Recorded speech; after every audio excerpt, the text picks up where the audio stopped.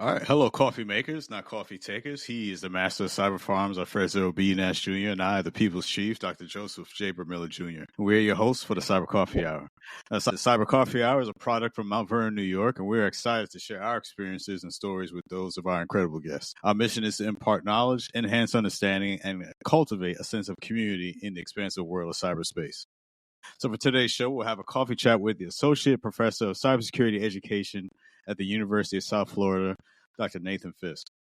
Dr. Nathan Fisk is an Associate Professor of Cybersecurity Education at the University of South Florida and the Community and Outreach Academic Director for Cyber Florida. Dr. Fisk's work broadly examines cybersecurity and hacking through a social perspective, focusing on the role of cybersecurity hacker communities as gatekeepers to the workforce. He is the founder of the 502 Project, an NCAE-C-funded effort to develop a scalable, facilitated cybersecurity community connecting nationwide cyber education events. Dr. Fisk is among the inaugural group of Fulbright Cybersecurity Scholars and is the author of Framing Internet Safety, published by MIT Press. Now, in his 10th year, he additionally serves as founder and managing director of the USF CyberCamp, a high school cybersecurity summer camp program grounded in the Tampa Bay cybersecurity community. Dr. Nathan Fisk, welcome to the Cyber Coffee Hour. Thank you so much. I'm glad to be here. Appreciate the invitation. It's a great afternoon to be hanging out and talking about cyber stuff. So yeah, thank you. Yes. It's always a great day to talk about cyber. Again, we're definitely excited to have you on. And part of that, I understand, as just catch up a bit. So I understand you're a bit of a social scientist. I don't know if you want to kind of elaborate on that a little bit. Yeah, absolutely. That is the way I tend to talk to people about myself is I'm an IT and cybersecurity guy turned social scientist. And that's just because of timing in a lot of ways, right? One of the eldest millennials. I had the tremendous misfortune of being that kid that was told as I was graduating high school, oh yeah, guys, like you're not even going to make it through college. They're going to be giving you a 6-figure salary to be doing IT work and cybersecurity right out of the gate. And then I graduated into the dot-com bust and there were no jobs. I couldn't even find an internship. It was almost impossible. And so I cut my teeth at a pharmaceutical company doing IT and telecom work and kept going, but it was really difficult to find work.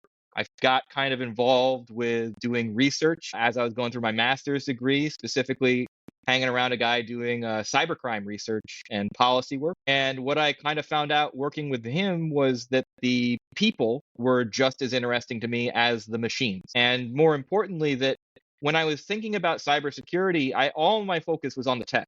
I kept, a lot of people say, focus on the tech, don't ignore the people. At least back in my day, that was the way professors would say that to you. And I thought that was it. But then I realized it was way more interesting to talk about the people, why the people were doing what they were doing, how they were doing what they were doing, how they understood the technology and what they were doing with it, than it was to just talk about the machines themselves. And once I could kind of level up and think about that system level, a lot of things started to open up for me in my thinking around cybersecurity. And that kind of led me into the PhD slot. And now I'm for those of you who know Jane Goodall, a lot of people talk about the degree program I went through, Science and Technology Studies, as kind of like, it's not gorillas in the mist like Jane Goodall is. Instead of gorillas, it's the scientists and engineers that we stand around and go, that's actually culture, what you're doing there. And that makes a lot of people really mad. But here, I do that to talk about hackers and hacking, right? Right. A lot of this stuff is cultural and social, and a lot of that falls by the wayside because everybody's focused on the tech. So I talk about the people. That's awesome. And as we are getting ready for the holidays are coming up. I guess how are you doing as you're preparing for that? Doing really well, and I'll share. I will just say, there's almost no better time to do interesting cyber stuff than the holidays. So I've got my Christmas tree all wired up to ESP32. Got all of my my AliExpress LED bands, all individually addressable. A bunch of friends of mine are currently daring me to try to get the tree itself to play Doom, which I think is just vaguely within the realm of theoretical possibility. I think I can do it, but it would just take so much effort, and I don't think I'm going to do it this year. But I am excited that I can address every single light bulb on my Christmas tree this year to make it do whatever I want, which is, overkill, but fun. I could also do Wi-Fi DOS attack from the Christmas tree, technically. So Oh, wow. also fun. Fredzo, how about you, sir? Same, just prepping for the holidays. Finally got my decorations up last weekend, which was kind of a bit of an adventure. Not as hackathon worthy as Nathan's there, but you did give me some ideas. The second side of the fence is I finally finished up a pretty long class for pesticide application. So I'm a licensed pesticide applicator in the state, which took a lot out of me. The school has been taking a lot out of me overall, but I finally quarterbacked that and landed Thursday prior to the weekend. And this week, yes, Christmas stuff. I'm hustling, trying to get my kids' gifts hidden away so they don't find it. And then I'm going to do the whole route of Christmas tours in my area. So probably after the show here, we're going to hit up a show and walk the park and check out all the lights and stuff. Nice. Oh, that's what's up. Yeah, and for myself, I have my two boys. They're going to be flying in actually this coming weekend. So I'm looking forward to that. It's crazy because my oldest son, he just turned 15. He just turned 15 on the 9th. Nice. Which is crazy because in my mind, I still think of him, holding him in my arms. So like now he's getting all tall, the boy's getting all deep and everything, and he's playing basketball. No, I'm just really proud of him. And my youngest son, he's active. He's more into football, so he wants to get out there, start playing football. He's 12, so it's crazy. I mean, they're just growing up pretty fast. So when we do that, we'll be heading out to family and spending time with them for Christmas. And then outside of that, just still staying focused on I'm working through my Destination CISP book. Still have my goal of working on getting my CISP by the end of January. So doing a bunch of reading, practice exams, all that stuff, burning out my brain, all that. So can you say the title of the book is Destination CISP? Yeah, Destination CISSP. Nice. Yeah. I think the organization is called Destination Certification, but the book is Destination CISP. So, but it's pretty good because I've gone through a couple of other textbooks, and this so far is the one that's been keeping me engaged. Because some other ones that were kind of dry, and I just lost interest. But this one is keeping me. The way they do it is very streamlined, and it really hits to the points very well. It's very good. And also watching like their mind map videos. They have like a whole playlist on YouTube. So the content is really good. I'm able to take good notes, and it's sticking. So it's working. So all right. So again, we have Dr. Fisk with us. So love to get started here. The first question for you, sir. So as an associate professor of cybersecurity education, how do you see the role of cybersecurity hacker communities evolving as gatekeepers to the workforce? I'll return to this a little bit, I'm sure, a little bit later in the conversation as well. But I think the biggest thing right now is on the inside of the community. Right? And again, part of the reason I talk so much about, and which is what I do, I talk a lot about the hacker community and the cybersecurity community as real gatekeepers to the workforce itself. Right. And a lot of the way that I end up talking about that is just simply to say this: it's not just about book smarts, right? It's about culture. And part of what you're doing when you're becoming a cybersecurity professional is you're becoming part of the culture. And with that culture comes an approach and a mindset, a way of thinking and talking and being in the world that goes beyond just reading in a book, right? Just doing textbooks. That textbook stuff is really important, right? And we've done really great by it. We have new degree programs and new certs, new textbooks, all kinds of formal ways to learn about cyber now. And that's great. We need those skills. The problem is that when you take people and you push them through a degree program or a cert or something like that, and then you go get a job, what they find very quickly is, yeah, you might make it in through the door into an interview, but you're rapidly going to be hit with questions that sound things like, well, what's in your home lab? What's the last competition you were in? What's the last thing you did to be a part of the community? What's the last community event you attended? What are you doing that is beyond just work? And that's because those questions are a stand-in for, are you actually one of us? Do you do these things? Do you think in these ways? they are stand-ins for people who have a thirst and a passion for these ideas, right? And a lot of that comes from being part of the culture and the community. That's not just a natural thing for people. A lot of that is hanging around other people who do cyber is something that's attractive to people, right? And for those people, they learn it in a very different way. They come to do these things themselves. And so, and even beyond that, even if you're kind of like, yeah, that culture matters, but okay, they get a professional network that's deep, right? They get people that can help them with opportunities. They get people that can answer questions for them. They get people that can help them with investigations and technical work. And any real cyber professional will tell you all day long that you only know so much about what you're doing and that you need to rely on other people and other resources to help you through the rest of the way. And a lot of that is kind of unspoken in cybersecurity, at least explicitly. And the only way to get it is by hanging around other people that do this. But for obvious reasons, right? The cybersecurity community and hacker communities are insular. They're small. They're hard to get into. They tend to look a lot like the same kinds of people. And so it's really difficult to break into those spaces if, you're not one of those folks already. If you're not already really into like leather trench coats and mirror shades and green neon, like it can be tough, right? Like if you're not into those things, DEF CON can be a rough place to be. Yeah. And so the way that I talk about that stuff is trying to say, well, we need to scale access to that just out of from the first moment. And I think that is still exactly what it is. But I think for people, the way it's changing now is that for folks on the inside of that culture and community, the cyber element isn't really what it is, right? For everyone else, it's cyber is kind of irrelevant. It's really just security. It doesn't matter what the target is. If you're a pen tester, you don't care if you're going through a 0-day exploit or if you're talking up somebody like an admin at the front desk. You're going to do what's the easiest thing to do. Sorry about my gestures here. I think that's built into the platform. I didn't know that. I just haven't shut it off because I think it's funny. I like it anyway. So, but when you're on the inside of that and you kind of come to have that adversarial mindset, whether it's cyber or not tends to cease to be as relevant, right? And you have a much more holistic mindset. And I think that's starting to really take hold more broadly in the space, and that everyone's getting a better understanding that separating cyber as if it was completely off on its own, you can't do that, and it's not the right thing to do.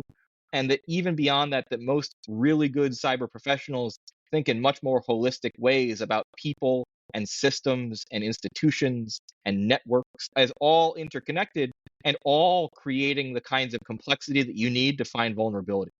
And so, again, just focusing on the technical, that's what people outside of the culture and community tend to think about what cyber is, but it's really not. Once you get on the inside, you come to have a very different understanding.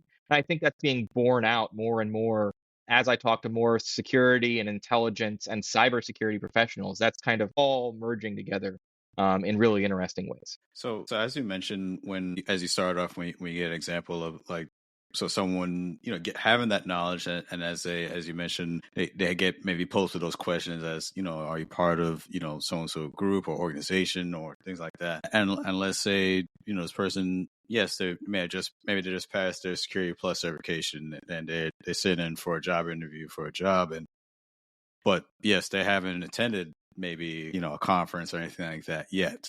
Mm-hmm. Maybe they're just not aware of it yet. Do you think that's a fair? So, and of course, when they pose that question, they'll say no. But then but do you think that's a fair way, or maybe a fair judgment to say, okay, so and so hasn't attended or even know about this? Like, why should we hire them? Not at all. I think it's completely unfair, and more importantly, it bottlenecks the scale of the profession. Right? I see a lot of the challenges that we have in the workforce currently as primarily cultural challenges. Right? It's not that we don't have enough talented people to do this work. It's not that we don't have enough people who have the technical skill. Is there a shortage? Absolutely. But there are loads of people out there, and I meet them all the time, who just hit that interview wall and then they've got nowhere to go. And I think that's entirely unfair. And specifically, a lot of the work that I'm trying to do right now is about scaling that kind of community access and doing that in a way that's more participatory, that creates access for more people. Because point blank, and again, I say this all the time, it really doesn't matter where you land when it comes to the politics of identity politics of, who gets to do what. It's just full stop. We have a technical industry and a cybersecurity industry that's super male and super white, and broadening out that culture and community is going to be the key to having a scalable cybersecurity workforce. We're way past the point at which we can just kind of keep this all insular and make it so that very few people have access to this culture, right? And that's really what it is, right? It's a culture that provides a kind of mindset, a way of learning and doing that's tremendously important and tremendously valuable. And we don't have a language inside of HR to talk about that, right? And so it ends up coming out in these questions, and you'll hear it every time you hear passion, every time you hear hands-on, every time you hear needs 10 years of experience in the role for an entry-level position. Those are HR professionals not knowing how to talk about the culture of cybersecurity as something that they're looking for. And you only get that by doing it, by hanging around with people, by being a part of this stuff in a way that really changes how you think about these things and how you can learn quickly on your feet. And that's valuable to the industry and the people who are hiring for it. We just don't have the language or the understanding to really figure out, on one end, how we produce that. That's my big kind of research challenge. How do you open up a culture to make more cyber professionals? And then on the flip side, they don't know how to talk about it in ways that make sense to them. So they don't know how to hire for it. How do you hire for, are you actually a hacker or no? Right? Like, what does that mean? And again, this isn't some kind of weird thing that's just about cybersecurity. You talk to any other kind of technical profession, or especially the big cultural ones, like go ask a Marine whether or not culture matters, right? Go ask a Marine if you could read a book on being a Marine and then you're a Marine, right? Like, that doesn't work that way. Nobody thinks it works that way. Ask a cop, right? Like, that's not gonna work that way. It's just like there's a culture there that comes along with the technical skill. And to take those things apart and act like it doesn't exist is a misunderstand. So again, here it's about understanding and recognizing that culture exists, trying to broaden it out so that we can have all the technical skill that we're going to need, especially in the coming years facing the cybersecurity challenges out ahead of us. So I'll pipe up. I was biting the inside of my cheek a little bit, but you're bringing it out of me now, Nathan. So 20 years ago, you couldn't look like me and sound like me and say you were going to 2600 meetings. Yeah. You couldn't put that on your resume and say, you're dead right. I did go to 2600 while trying to get a job at Citibank. Yeah. The other thing is, when you show up to these interviews and you hear passion, a lot of times the mind switches and says, well, my passion comes through adversity. I had to hustle to get here. Right? Yeah. And a lot of folks in the industry could write letters and sound off, because the other book that I remember reading was called The Masters of Deception. Yeah. Right? So that book was one of my favorite reads, especially looking and sounding the way I do and being from where I was from, because that was started over a gang war. Right, it was started over a racial gang war of proficient hackers, because it wasn't cool to call yourself a hacker back in the day. The second thing is, if you ever said that, chances are, if you looked and sound like me, you were going to jail. Yeah, absolutely. Right, so I read that book in a different light, because as you're interviewing as an adult, coming of age and going to these interviews, you couldn't really talk about what made you good as a proficient InfoSec professional back in the day, or quality assurance tester. And then came pen testing, was, to your point, was a covenant role and culture, right? You didn't even know that role existed, because it was, like you said, gatekeep. The second side of the fence that I noticed is, if you mentioned those tools in your resume, you weren't going to get a job. And so to your point, you say, well, why do all the white guys get to have the fun? Right? Like, and that's my next read. I didn't know that book existed too, but that's another one of my reads that I'm adding, because you can't add Kali, Linux, and Metasploit in the last 10 years to your resume and not get a side eye, and understand what you can do in your own time, on your own dime, in a home lab, often exceeds the HR rubric. It often exceeds what they're hiring for, what tools they're enabling, which teams they might not have. Pen testing, red team, offensive security. All those things may not exist in the org, but how do I align to it on entry? So that's also a hurdle to get over in the culture. So, I mean, that's something that, and again, I was biting the inside of my cheek, because I heard it 10 to 20 years ago. You couldn't even mention the word. No, and I completely agree. And, and I'll add to that too, right? Like, you got, and again, it's not that complicated, and it's not that hard to understand. But I mean, I've hung around cybersecurity clubs, undergraduate students and things like that for most of my life. I've watched them grow. And I remember, I've talked to young women who just come to me and they say, hey, look, I really want to be a part of this club. If I'm a part of this club, I get access to their Discord. where they've got generations of people out in the workforce who take them seriously and give them opportunities. But I can't hang around in there because every time I walk in there, every single guy in the room thinks it's a dating opportunity.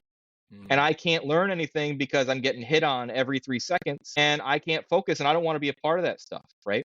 And so again, and the way that I'm also a historian, right? So I talk a lot about the history of hacking and why all this stuff is. And again, it's not because, white folks and white dudes in particular are like the lords of technology. It's that we marketed the personal computer back in the 80s to white executives and white teenage like guys, because those were the two categories that had the money to buy those machines. And if you made so they did that on purpose to get the most money to get these machines and businesses off the ground.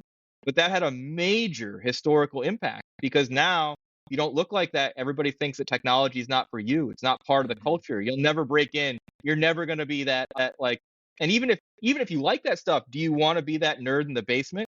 Like, is that an image that like gets you excited? I broke in. Yes, I'm with you, man. Like, I'm with you. I'm so jealous too. Like, I want a basement too. But like, yeah, but I mean, when you're talking to kids, right? Like, do you want to be that guy? And they're like, no, they don't want to be that, right? And so it's about how you gain access to this culture, right? It's how you gain access to the mindset. And again, about trying to find ways in and make them more broadly accessible, more participatory, more about having students and aspirants, no matter if they're kids in high school or people trying to find new jobs, right? Putting those people in contact with real cybersecurity professionals. So that's what we're trying to do, and making sure that they make those connections and forge those bonds and create that community in a way that makes sense to them, because it can be something bigger. And it should be something bigger, and it is something bigger. It's just about how we cultivate that mindset, how we provide access to those communities. I think that's really important. And so that's the work that I'm in the middle of right now. 100%. So that plays into our next question very well, actually. Can you tell us about the 502 project and how it aims to connect cyber education events nationwide? Yeah. And I'll give you Dr. Joseph, I think already knows, but he may have forgotten. So it's maybe still a hard question. Can we guess why it's the 502 project? Is it like the 502 funding, or is it separate? No. Oh, that's the error message. Unauthorized. Yeah. It's the bad Nice. gateway Yeah, error code in unauthorized. HTTP, because we're a bad gateway to the cyber community. Nice. So I like we are the 502 project. And yeah, so what we're doing in there, all that is, right, is we I'm an academic in cybersecurity, and any academic will tell you, but a lot of people will tell you, hey, silos are a big problem. And everybody is always trying to say they invented the wheel and then take credit for it, right? And that's par for the course. But part of what we really try to do with the 502 project is say, look, we've got all of these universities, all of these community partners, all of these nonprofits, all of these industry folks who are all pulling for the same kinds of things and issues. They're trying to give resources to or connect people to cybersecurity community and culture and information. They're trying to give experiences. They're trying to provide materials, right? They have events that can be virtual. They have things that they do, whether those are competitions or study sessions or any of that stuff, right? It's why we, again, reached out to Dr. Joseph to be a part of what we're doing, specifically looking at being able to highlight, right, the best of what the cyber community has to offer. And for all of the partners that we work with, we basically say, look, if you're doing something cool, hop on, like turn on that web camera, make it a part of what we're doing here, because that's all it is. The big Discord full of all kinds of fancy toys. And I like to joke, we are, if nothing else, one of the only legally compliant Discords, in that we actually do background checks and things like that for minors who happen to be in the space. And again, we work very carefully to have a group of vetted subject matter experts who hang around our community. And if you're looking for an answer on any kind of question you've got about cybersecurity, whether it's something small or really important and hard to answer, like, what do I do next if I'm trying to do this, right? Which is almost always the hard question for so many of these folks in cyber. They get the passion and the enthusiasm, they want to do it, and then they don't know what to do after that. And it can be a really hard question for a lot of people to answer. And so we answer those questions, and that's really the big part of what we do. And then past that, it's also that we're trying to be able to be there to answer the bigger questions, like, oh yeah, like, how do I do this actual technical thing? How do I work on this kind of hard problem? Because if you take the community and you build it out that way, if you have subject matter experts, real hackers and industry folks and GRC people and people who have been doing this, like doing critical infrastructure protection for decades, right? And put them all in the same community with a whole bunch of new people, right? Ranging from the high school hacker who knows more than almost any of the people that I have in my orbit, all the way up to teachers and educators and people who are trying to find their way through this complex cybersecurity education landscape. Everybody has something that they're looking for in a community like that and has people to meet. Whether you're looking for talent or whether you're looking for information or whether you're just looking for people to hang around who do what you do. That's what we're trying to build inside of the 502 project. Again, specifically with the idea of how do we take anybody who's interested and make sure we make a connection to people locally who do what they want to do. And that's being built out quite a bit. And Alfredo, like one of the things that you were bringing up kind of attaches to that. And I'll just say, one of the things that we've been finding all the time is that those kids, especially those kids that we tend to focus on when we focus on kids in particular, which isn't all the time. We have a lot of adults in the space and we really work a lot with them too. But it's those kids that often grew up like hard, right? Didn't have all the resources in the world, had to fight and like think of ways to do the things that they wanted to do, right? They often have that mindset already. They have a huge first step in being able to walk into a room and go, yeah, like I see this, this, this, this, and this. And if I was going to do something about that, I'd put those things together in this way, right? That Be honest, they do adversarial it. mindset, like, Yeah, there you go. You got it. That's the right? mindset. The that I don't see so much today because they're not being mentored into understanding what that means. Like even picking apart a PC on and putting it back together, or putting together your home lab, right? I could go back to learning how I ran Linux. Yep. Yeah. A lot of these folks need to understand that soft skill set is what makes them the comparable red teamer.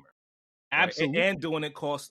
Let's talk about cost to the attacker. Right, that Mhm. person's going to optimize their cloud more efficiently than you optimize the whole organization's. Right.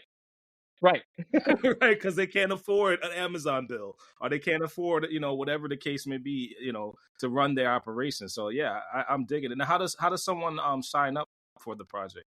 Just head over to 502project.org and we've got join links there. I will say, sorry for those of you under the age of 18. You do have to get parent permission and parent signature to hop on in there. And again, that's for the protection of all the young people that we have in that space. We want to make sure we know who you are. We want to make sure your parents are allowing you in those spaces, or your guardians, whoever those happen to be. And that's a safety issue first and foremost. Again, if you're running a giant cybersecurity community, find out what happens if you don't secure your stuff. It won't be good, right? And so we do a lot of work to make sure the people who are in that space are who they say they are, and that everything is above board and safe for all the people that are in it. And that's also because I believe absolutely firmly, and I can't say this loud enough, that most forms of technical work, but certainly cybersecurity, is an intergenerational effort, right? It's not, and that's full stop, not just about having kids be around adults who know what they're doing. It's about having kids who know what they're doing around adults who need a new way of seeing things. And having those kinds of relationship and taking those folks seriously. You mentioned Masters of Deception, right? Like in the early days of the BBS era, and the ability for kids to rock up around grown-ups who do this kind of stuff and be taken seriously, not with people not even knowing they were kids in the first place, right? They were one of two groups that were as good as the AT&T workers. They actually had to Yep. get indicted because they were knowing Yep. AT&T better than this. So the second group, I think, is called Loft out of Boston. No, right? it was Masters of Deception and Lords of Destruction, I think. From New York, Loft yes. was another group out of Boston. Out of It was Boston. LOD and MOD, and MOD, right. yeah. 100%. So they got so good that they were indicted because they thought they had sabotaged AT&T. I'm just looking at my shelf behind me because I'm Yeah. pretty sure it's in there somewhere, but Yeah. I think it's in the cabinet. But yes, I've got all kinds of absolute read. It's one of my favorite. And so they basically got good at the instructions, the phone upgrades, and then eventually they got good at line runs, like running lines to different residents and things like that. So at that particular point is when they said, oh, hold on, these guys are kids. They're not full-time workers. They're not like AT&T employees. They're full, they're kids messing around on the phone system. So that's why I liked it, because you don't see that until towards almost the end of the book. But let's tap into our next question before we talk about the book. Yeah. I'll go down that rabbit hole with you. Right. Based on your research examining cybersecurity and hacking through a social perspective, what are some of the key insights you gained about the human element in cybersecurity? I think it's a lot of, the biggest thing is this, right? I think there's a lot of failure to recognize that the human element is as important as the technical element, if not more important. Right. And especially when it comes to cybersecurity, it can. And another thing that I did for a long period of time before I got into this field entirely was I worked in the Rochester Institute of Technology Information Security Office. I was there for, I was at RIT for 8 years. And then 9 after I came back to teach there for a year. But I used to boast that I had every single possible ID badge that you could have at the university. And so I was working there for a little while, and I was doing communications and training. So I was the guy who was training users on how to stay safe, doing all that hygiene stuff and all that cybersecurity work. And one of the things that struck me was, and I also did IT work for years, right? Doing that help desk stuff. And everybody, I think it should be required watching, should go out and watch the Jimmy Fallon SNL skits about the. And the reason for that is just simply because he gets it so right, both in terms of the ways that like everyday users hate IT people and cybersecurity, and IT and cybersecurity people kind of also hate the users, right? And so in the field, and I'd encourage everybody who does cybersecurity, if you haven't gone and looked up BOFH, which is a bastard operator from hell, go check out those stories. Like if you've worked in IT even for a minute, man, like there's gonna be something in there that you're gonna be like, man, I was there, and it's super mean to everyday users, but you're gonna laugh real hard, right? But all of that, right, demonstrates that there's this huge cultural difference between everyday users and most people in an organization and the people who are there to do the work of supporting them and securing their system. And that's a cultural divide. It's because of the way that we mark out who cybersecurity workers are. It's because of how we tell cybersecurity workers to think primarily in terms of security rather than in terms of workflow and efficiency and the way that the rest of the business operates, right? And so by creating this incredible divide, we often do ourselves a really big disservice. And even beyond that, again, culturally, some of the ideas we have about how we work with other people as cybersecurity experts or other users is really kind of antagonistic. My favorite example of this is just the simple phishing exercise, right? Where IT and cyber people won't tell anybody, but they'll surprise everyone with a round of phishing emails that is, oh, don't click on that or we're going to get you in trouble, right? You're going to go through a lame training that you're going to make you really sad that you clicked on that link. And all you're doing there is creating tension between organizational units. You're making it so that users don't want to hear you. They don't want to listen to you when they say, when don't do a thing. They're just going to be mad at you, right? And they're going to be mad at you for no good reason. Instead, you really have to think of different ways of relating between organizational units in that way. What happens if you turn it into a game? What happens if you announce that you're going to be trying to break into everybody's stuff and that you're going to be given prizes if people find you out, right? What if you start turning this not into a like, no, you can't do these things and I'm going to slap your hand the next time you click on that phishing link, but into a, no, you guys are the front line. You guys are part of this with us. We need your help to find these things. And when you do, like, we're going to show everybody that you did the right thing, not cut you down because you did the wrong thing, right? And reorienting security in those ways about bringing those units together culturally, about having human bonds and interactions that serve the organization, I think are really, really important and part of the key challenges that we face inside of cybersecurity today. And that's part of those kinds of examples, right? Where simply the culture of how we talk about and think about these things get in the way of doing really good security more often than not. So yeah. I mean, I'll take that real quick. I think there is a culture for it, and I'm almost getting shivers talking about it. But if you go back, 10 years ago, you couldn't have the pen tester talk to an executive and say, "Hey, by the way, you should upgrade the software," because it was like, "You're telling me I'm not doing my job." And then if you talked over to the fence to QA or software engineer culture, like, "What do you know about the code? Why are you on the soapbox?" Right? And this is not just me. This is from talking to folks in the industry too. But what happened to pen testing over the last 10 years?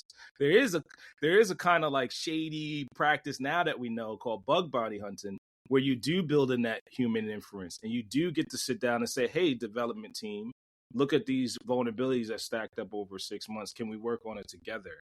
Right. But now that is buttoned up against the company culture that you said, because those are incentivized, right? It's the non-incentivization too that kind of needs to happen with the community of humans saying we could do this together instead Absolutely.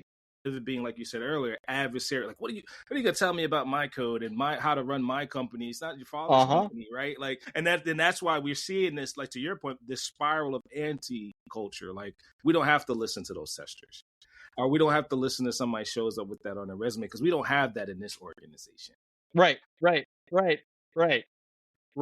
So that plays into another good question that we have. You said you have a book. Your book, Framing Internet Safety, was published by MIT Press. What inspired you to write this book, and what are its main takeaways for our listeners, for our coffee makers? You guys don't read that book. Don't read that book. Oh, I'm too late. Wait, hold on. Let me get my Amazon up. It's a good book. I'm proud of it. It's great. I really like it a lot. A, it's more of an academic book, and B, it's about internet safety, right? So it's about kids and the internet and how we think about that stuff. But it doesn't mean there's not a takeaway. So for your readers, I would recommend something else instead. If you really want to go deep on how I think about this stuff, there's an article, and Dr. Joseph, I'll share this out with you, and you can feel free to share it with your listeners if you like. There's an article I wrote called Developmental Challenges, which is about the kind of culture and history of capture the flag competitions out of DEF CON and what that means for the industry, right? And so that is what I would recommend your user or your listeners listen to. But I will say that there is something that I think is really important to take away from the book that I wrote, because a lot of that was written out of my perspective as, again, one of the eldest millennials here, growing up on early dial-up, being one of the first people called cyber anything, right? And feeling this incredible sense of weirdness as all of the older people around me suddenly began talking about porn and cyberbullying, and especially cyberbullying. I was like, what does that even mean, cyberbullying? Why is that? Who made up that phrase? All I could think of as a kid was it was clearly out of touch grown-ups who came up with the idea of cyberbullying, not the kids themselves. And it turned out, after I did a whole bunch of historical research, that was absolutely the case. That for kids who had been growing up with this stuff, they weren't thinking about it as cyber and physical, right?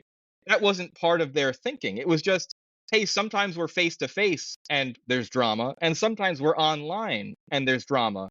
And those are slightly different kinds of drama, but they're connected and they're all continuous, right? And so that, I think, is one of the most important takeaways that I can give to your listeners in particular, is that, again, back to this cultural conversation, the framing of technology really matters.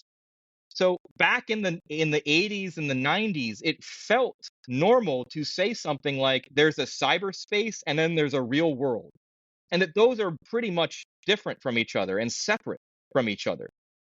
And so you get all of these ideas about the online and the cyber and cyberspace and all of these things that happen there with an understanding that that's almost different from your everyday life. Anybody who has worked with computers or social media or the internet or has touched a cell phone can tell you that doesn't work that way even a little bit. The cyber is a layer on top of what we're doing all of the time and continuous with our everyday lives. There's no separate cyberspace. The physical is the cyber and vice versa. And so I really encourage your listeners to not be constrained by these ideas of the cyber versus security, right? Because those are delineations that come out of a historical context that doesn't make as much sense today. And even more importantly, that a good cybersecurity professional understands how the cyber intersects with all of this physical stuff and all of these people and all of these institutions. And if you can't think at that level, you're not going to be as good of a professional, because you're going to be constrained by the technical.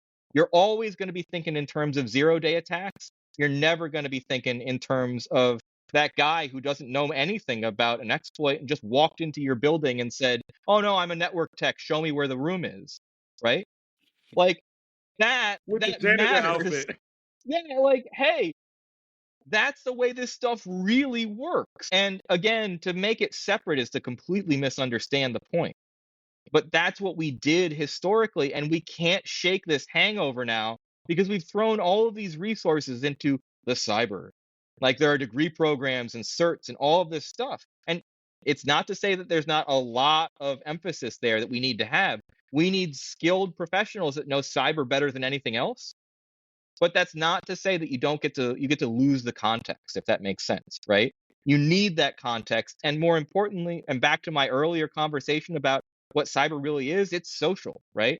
You need to be able to know when you need to call somebody who can break a lock. You need to know when it's time to call somebody who knows how to hack that database.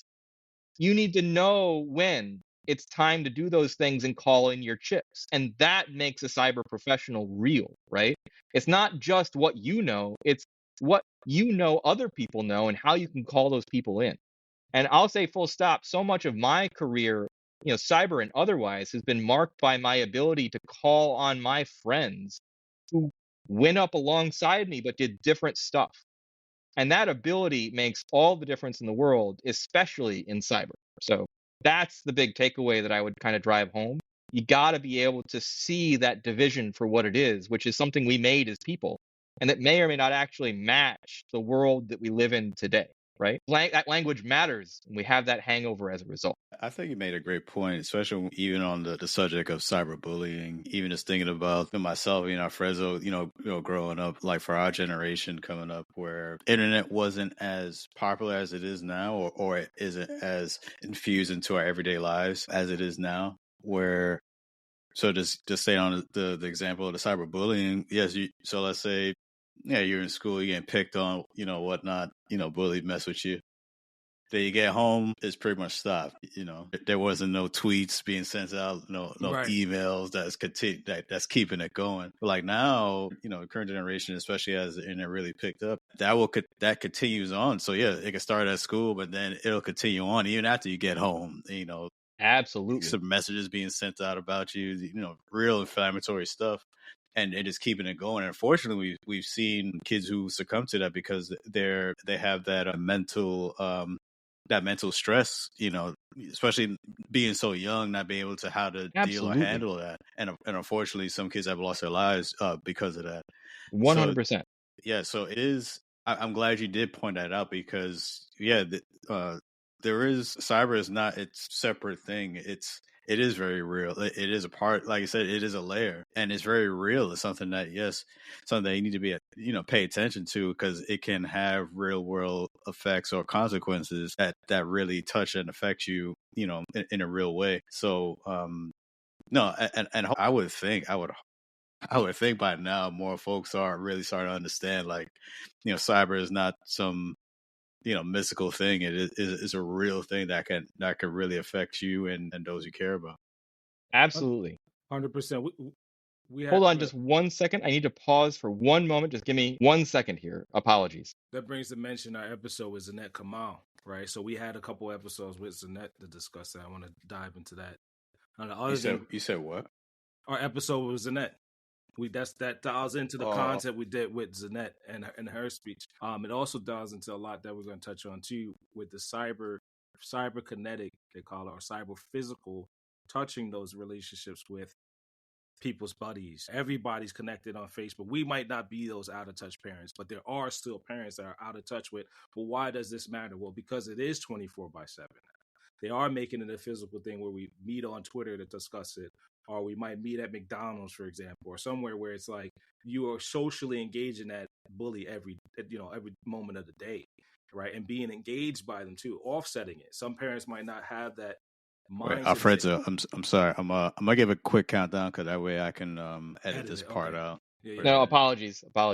No, it's all good. I got invaded, and someone is up from their nap way early. So, yeah. All right, yeah, and we'll keep this going because we do have the second half, and then No again problem. we'll wrap up here. So I'm gonna give a quick 5-second countdown, and then Alfredo, then you could pick up because I think you were getting ready to 100% chime in there. Yeah. All right, so 5, 4, 3, 2, 1. Right. So that what you just said there, Nathan, also plays into a guest that we had previously on, speaking to the interdependencies between bullying, right? Her name is Zanette Kamal. She's on a previous episode of ours on Cyber Coffee Hour, where the kids and children trying not to be that out of touch parent, you might want to get back in touch to why it's a 24-hour cyber physical thing for these children, right? They're always engaged by the bully and having to engage them on the social platforms. And then it becomes this thing where everywhere that person goes, they're being engaged by other peers.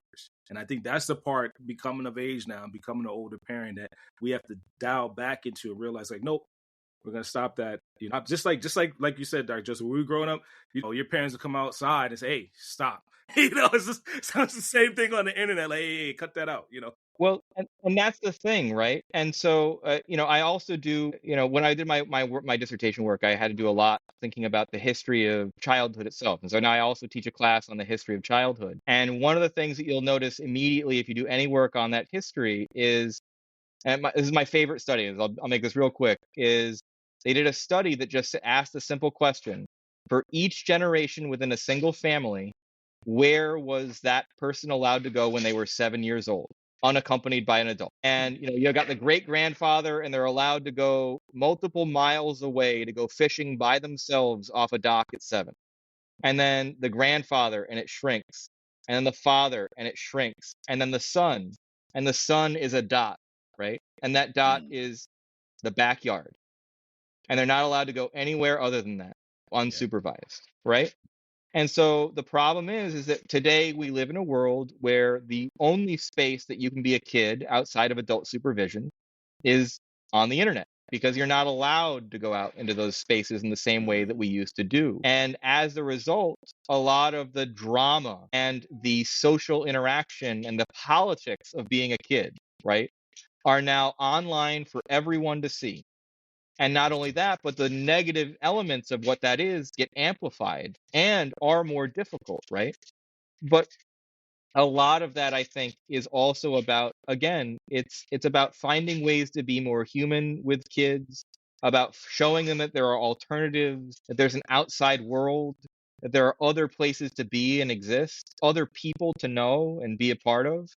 And again, I think that's a part of the problems that we face generationally, is that it's people don't talk like they used to in the same ways. And I think that's going to be, weirdly enough, I would argue that is increasingly a cybersecurity challenge, insofar as we have to understand these technologies that we're wrapping our lives around as parts of how we flourish as humans, right?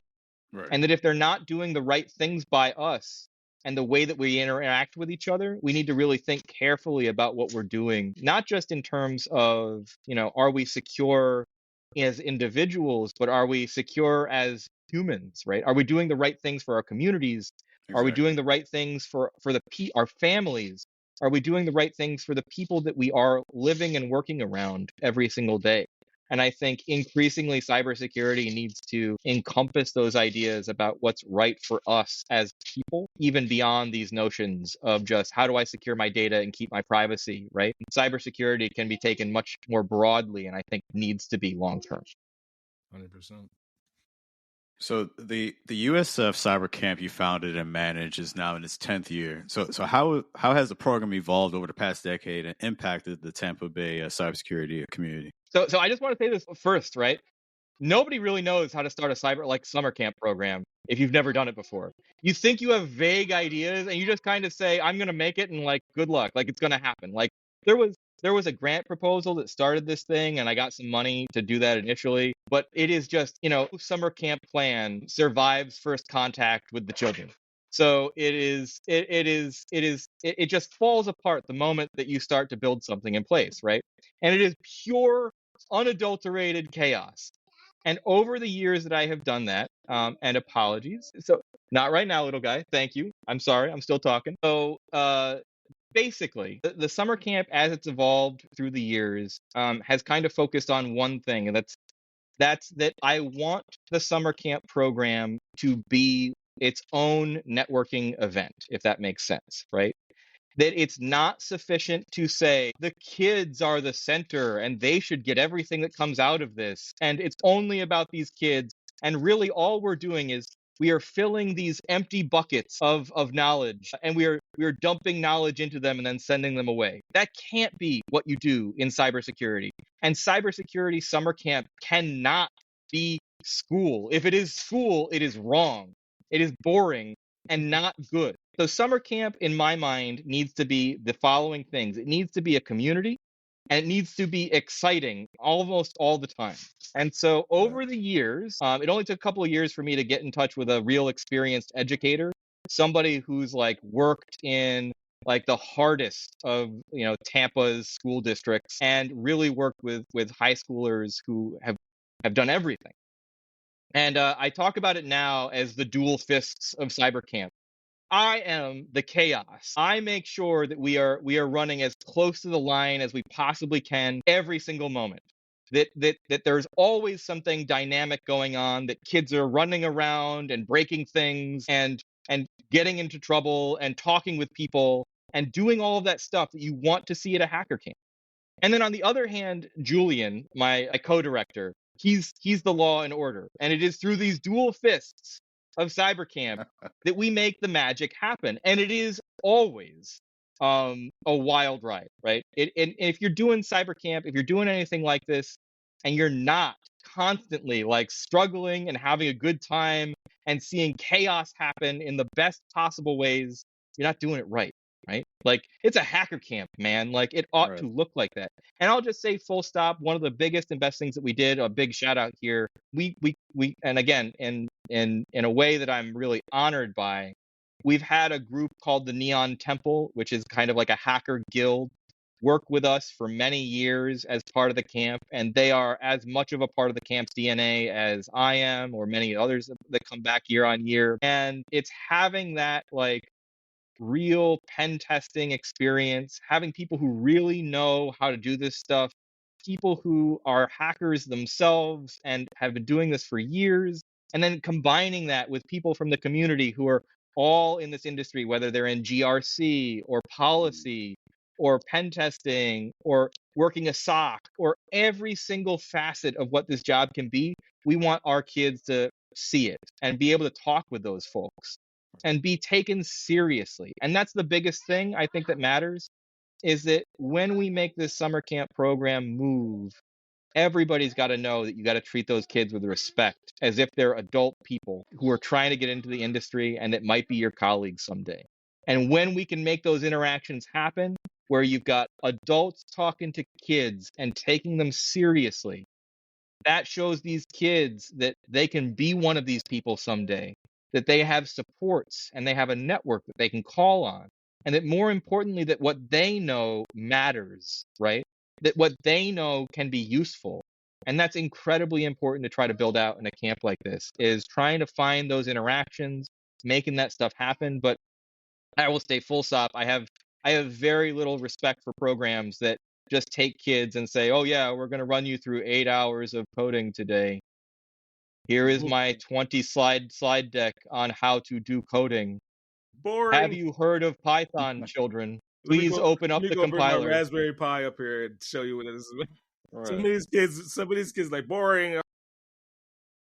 Here's a really cool thing that you can look at but not touch ever. No. Like, you got to get their hands in it. You got to let them break stuff. You got to let them get loud. And that's the most important thing. We begin every camp program by saying, look, we've got people here from Cisco, we got people here from Microsoft, we got people here from Citi, we've got people here from local small and medium businesses. If you're here at this camp and you're one of the kids who are doing this thing, you should talk to every single person in this room and make your name known. Right. That you should get into their faces and ask them hard questions about what you want to know, because they're here for you. And the flip side of that equation is talking to real adults who often have no idea how to interact with high school kids.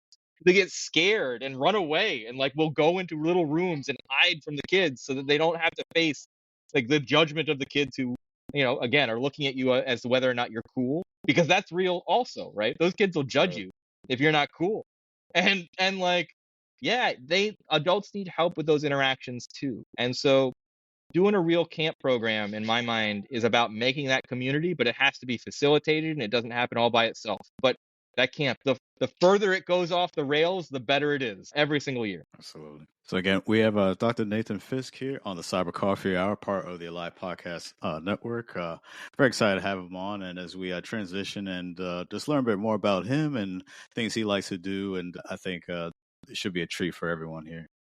So first, Dr. Fisk, what are the most, in your opinion, what are the most significant emergent threats in cybersecurity today, and how should organizations prepare for them? I think I'm going to take a slightly different tack on this when it comes to talking about specific emergent threats. And I would say, again, I'm gonna do this from like the ivory tower view, right? I get to make these big, like, oh yeah, like this is the thing that you'll never really be able to functionally do much about, but it is the thing that I'm the most worried about. It's the kind of social control that I'm seeing kind of bubble up out of these new technologies. And whether we're talking about, on one hand, social media platforms that collect very significant amounts of data about individuals, the kinds of data that you would need to be able to control populations, even if only in small ways, right? Through nudges and through very careful large-scale data analysis. The way that AI enables a lot of that, increasingly so, I'm very, very concerned about. And again, for myself and my family, I'm looking to kind of deplatform and get all of my family stuff out of Google and Amazon as much as I can, because day by day, I'm increasingly worried about the capacity that's being built out by these technologies. And I see that very much from a large corporation and state actor kind of perspective. And that very specifically, I have concerns about the way that these technologies are creating kind of informational vulnerability, like information operations and things like that. They're making cultural control more viable and possible every day. And I'm very much concerned about all of that. And again, like, I will raise the name, although not, again, I don't know that I need to go down into the weeds about how real or like significant that threat is, but like TikTok is like a great example, but certainly not the only example, right, that we might point in the general direction of. I mean, just by way of example, right? And I've said this, I don't know how many times in the last couple of weeks, but I mean, let's say you had access to the TikTok database, and let's say you had access to TP-Link's database. So TP-Link being a major manufacturer of smart switches and IoT devices for the home. I have a ton of CASA, which is TP-Link devices in my house right now that I'm going to switch off to my own private server very rapidly here. But that for that stuff, and apologies if you have any noise on the mic, please let me know. No, you're Great. So I think if you have those two databases and you cross-reference those things, what you have is a really great way to know, this person lives at this house. I can know their GPS coordinates to where they live. I can have access to all of their IoT devices, and I get access to their Wi-Fi network because I had to enter in the credentials and GPS coordinates at the beginning of setup, right? And it's that combined with the lack of kind of basic literacy around cyber and defense that I think is making me increasingly worried. And that's very much where my head is at lately. And I think as a result, one of the things that I'm pushing for, even via the 502 project, is thinking about how we make that adversarial mindset more a part of how we teach kids, not just about how to do cybersecurity, but just how to think about the world. How do we get more students and more people who have some small element of that kind of defense and intelligence-minded thinking that give them that ability to protect themselves just a little bit better than they do if they walk in the door going, oh yeah, if it's here, it must be real. And that is what I'm aiming for more and more. And my big concerns are about those informational threats. So I'll pause there. What was the first piece of technology that sparked your interest in cybersecurity? Oh man, this is such a good question, and it's so complicated for me. I have to go with it depends on how far back you want to go, right? I think I'm gonna go with my grandfather's, almost every time I almost say Trash 80, but TRS 80, Radio Shack TRS 80. Man, like I remember, like especially this time of year, I'm like deeply nostalgic for it, right? Because he used to write these programs that were like happy holidays with like Santa like riding back and forth the reindeer on the screen. It would play music. Yeah. And like I remember that keyboard and that screen and like thinking about how I could code stuff on it. And it wasn't necessarily cybersecurity, right? It was just, and I think that's also a thing I want to say to people about this is like what gets you interested in this stuff. For kids, it's having access to power, right? Having a machine that will do what you tell it to, no matter what, right, is exciting and powerful. Being able to pull apart these machines and do something cool that you're not Right. supposed to with them, Yeah. that's power, and that's what makes it cool, right? And that's what brings you into cybersecurity. Like, same thing for kids that are gamers and like doing trainers and hacks, right, on like large online games, or those kids that were pirates and are cracking like copyright protection off of stuff, right? That stuff, it's Add not. that to the resume. Yeah, man, like seriously. Yeah, I mean, real cyber professionals, you'd be like, yeah, I ran like X, Y, and Z pirate group. I ran those servers for 30, or like I ran those servers for 5 years and didn't get nailed. Like, that's no small feat. Like, you did Right. something real in the cyberspace. It's not that it was good and legal, right? We don't like that, but that takes real skill and passion to make that kind of stuff happen. And I know those guys, right? But that was, I think, one of the first things. And I think importantly, it's about having access to something that you can do something real with, right? Mhm. That I think matters and brings people into this field in the right conditions. Knowing that you can make the machine do what you want, even if it's not supposed to do that, that's real power right there. Like the fact that I can go crack open my internet enabled wall switch and reflash the firmware on it and put some kind of open source thing on there and then make my lights do all kinds of crazy stuff and stop being tracked by some weird corporation. That's great. Like that's it, right? That's the real hacker spirit. And it's not necessarily the device, it's what you get out of using it, right? Now, with that too, we're gonna tap into what would you say there's some key challenges that you faced during your journey to success, and how'd you overcome them? What was that one more time? What were some key challenges that you faced on your journey to success, and how would you say you overcame them? Journey to success. I always think that's such a hard question too, because I've been a major victim of the arrival fallacy. Oh, I'm being invaded a little bit, guys. I'm sorry. It's fine. So You know good. how it is. So speaking of being Yeah! invaded, there we are. Junior pen tester, social engineering. He Well, broke out of his hello, nap kiddo. and decided to come join me for this. So Nice. speaking of challenges that I have faced on my way to success, this is a major challenge. Nice. One I like to have, but certainly a challenge.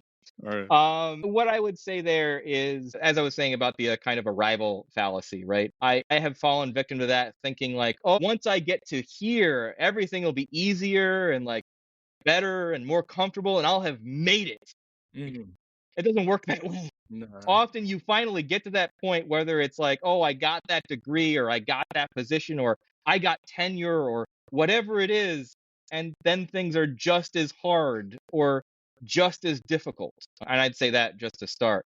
But the second part of that really is being often someone in a junior position and really struggling to find people who will take you seriously, Mhm. and having to work tremendously hard to stay authentic and to stick to my guns and to say, no, I may not have been doing this as long as you, but that's not how to do this thing.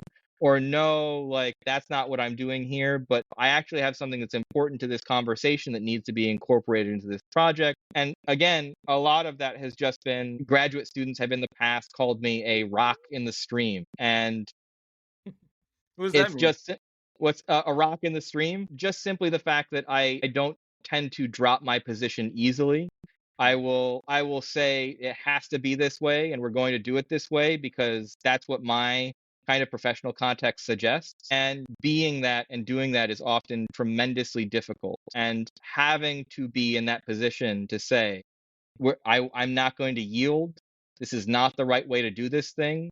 And again, if you're thinking about me and my background in history, trying to tell technicians and engineers that the social matters, that the cultural matters, that the network matters as much, if not more, than the technology, that's a really difficult thing for a lot of technicians to handle. And I know I can say that because that used to literally be me. I used to be the guy saying, no, I don't care about those people. Get that soft stuff out of here. Show me how to break this thing, right? Leave me alone in my data center. Yeah, like please put me back in the basement. Like that, right? And I know those people, and I was that person, and I know what that is, but it's really difficult to make change happen if you just keep doing the same things over and over again. And so that has been the most difficult thing in my career, is being authentic and knowing when I have something to say and saying it and then sticking with it. And that's been really hard to do. And that's the biggest advice I would give, is you got to be that kind of authentic. If you know something, then know something and stick to your guns, even when it can cost you something. So, yeah.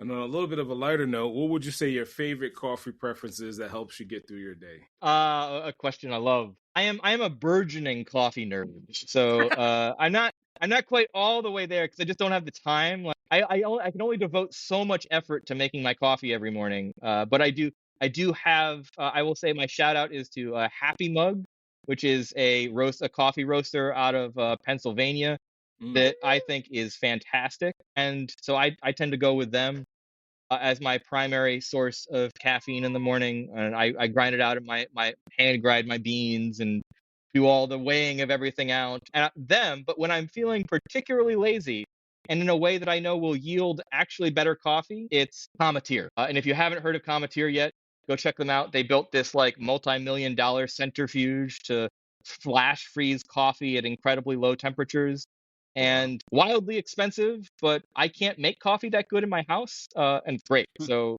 check it out. It's my lazy coffee. You said? Yeah, Cometeer. It's really cool. Cometeer.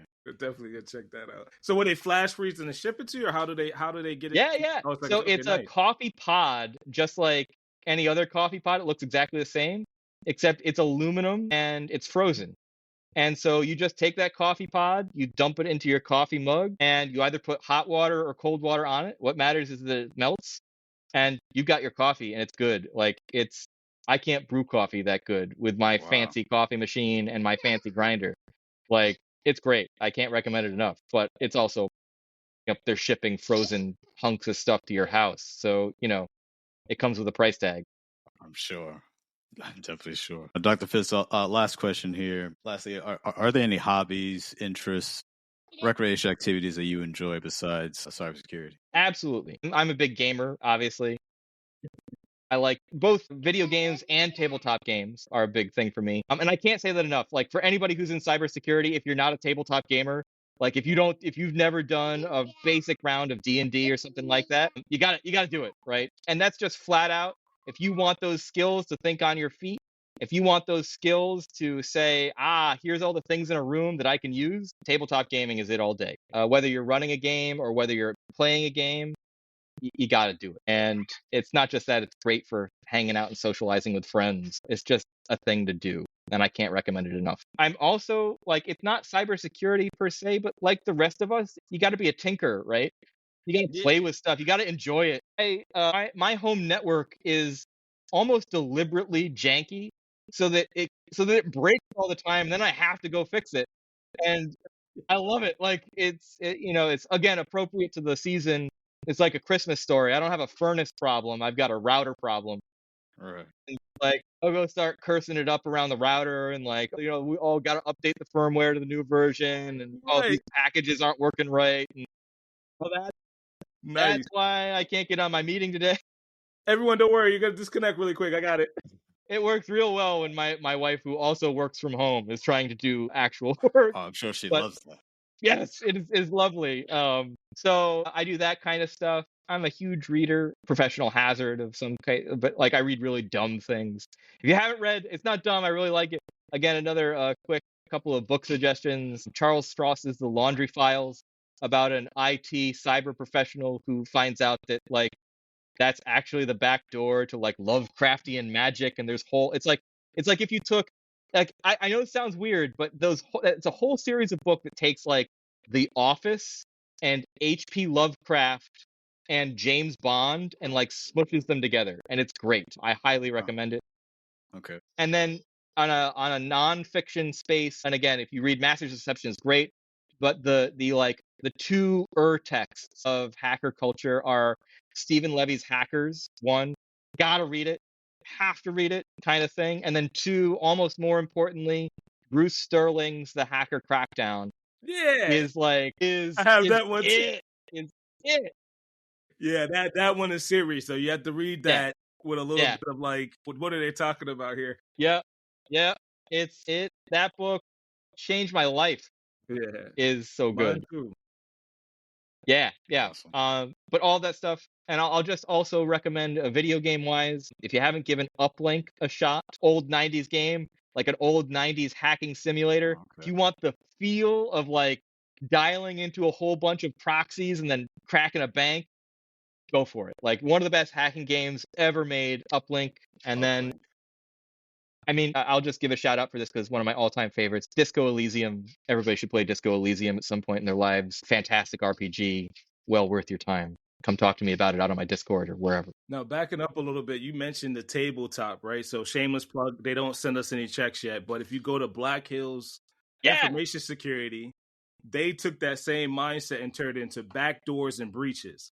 So you're playing the tabletop through actual cyber, like personalities, events, tactics, techniques, and procedures. And I'm not very good at it yet, but I think I saw them at B-Sides a couple years ago. And I thought, oh my God, that's exactly where they got it from. So you play through a cyber tabletop as you're playing a board game. Yeah, but there's no explosions. There's no drama. Like I need like it's power outages. That's what we need. I love Black Hills. I love backdoors and breaches. It's like I found an RPG called Cybermancer, which is a group of cybersecurity professionals who are like, no, we can make a D&D and make it a cyber training game. And that's where I want to be. It's not just like, I don't want it to be real world. I don't want it to be actually existing stuff. Although I will say, one of my favorite, I'll share with your listeners and both of you, my all-time favorite cybersecurity education, role-playing education like game. And it was an interview question I got at, and so I can't remember who gave this to me, but if you're listening by any chance, apologies, I stole your idea. It's an interview question I got out of Lincoln Labs, which is MIT's DoD research facility. And guy opens the door, and he just looks at me. He goes, "You ever play D&D?" I go, "Yeah." He goes, "Good. This will be easier." He goes, "Outside in the hallway, you got a Coke machine. It's under 24-hour surveillance. I'm your client. I've got $1 million. Every time I walk by that Coke machine, I want a free Coke, and I don't want anybody to ever catch me. What are you gonna do? Go." And you take a single 20-sided die, and you roll the dice every time somebody wants to do a thing. You say, all right, well, you're going to chat your way past the CISO to get that that video footage. Are you going to pull back the Coke machine and see if there's a network connection?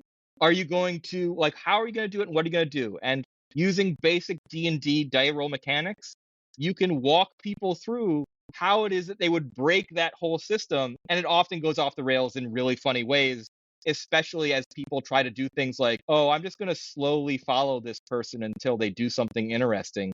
And you get to go like, oh, is that what you're going to do? They're going to call security right now, so you better start running. Watching that stuff go off the rails in unscripted ways often creates the best teaching moments. And more importantly, I like to play games that have the rule of cool of them. So if you're doing something cool, it should kind of succeed. I like to play, my game should be more Michael Bay than CISSP, right? And that's the way I want to roll. And if you're working with kids and even other professionals just hanging out, like, it's more fun that way. Yeah. Shout out also to the Temple, who do a lot of that work. Nice. That's awesome.